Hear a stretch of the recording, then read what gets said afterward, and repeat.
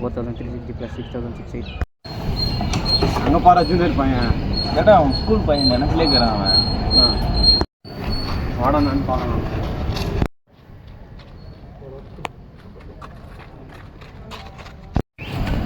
தம்பி காலங்காலத்தில் என்ன பண்ணுறீங்க? நான் வீட்டில் கொஞ்சம் சண்டைண்ணா, அம்மா அப்பா கொஞ்சம் சண்டை போடுறாங்கண்ணா, அதனால தான் நான் இங்கே வந்து படிச்சுன்னுக்கிறேன். அவனும் ஸ்கூல் பையன் நினைப்பா.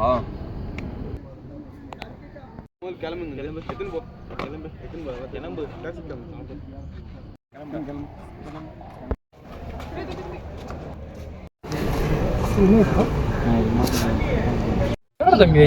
இது மாதிரி வீட்டில் அம்மா அப்பா சண்டை தான், அதனால தான் நான் இங்கே வந்து படிச்சுன்னு இருந்தேன். படிச்சுன்னு இருக்கும்போது இந்த 2 சீனியர் வந்தாங்கன்னா அவன் வந்து அடித்து இது மாதிரி தம்பி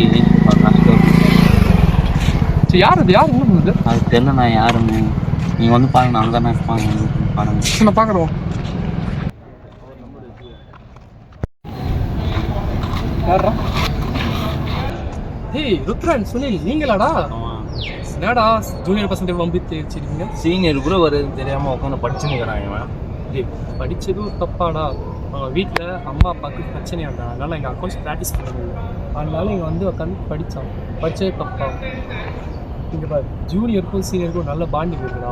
அது எப்பவும் கெடுத்துக்கூடாது, புரியுதா? பயத்தை காட்டி எப்பவும் வந்து மதிப்பு வாங்கக்கூடாது, பாசத்தை காட்டி மதிப்பு வாங்கணும்.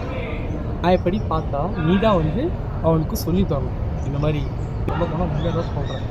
இப்போ நம்ம கூட ஒரு தம்பி இருந்தால் நம்ம பார்த்து போட்டோமா?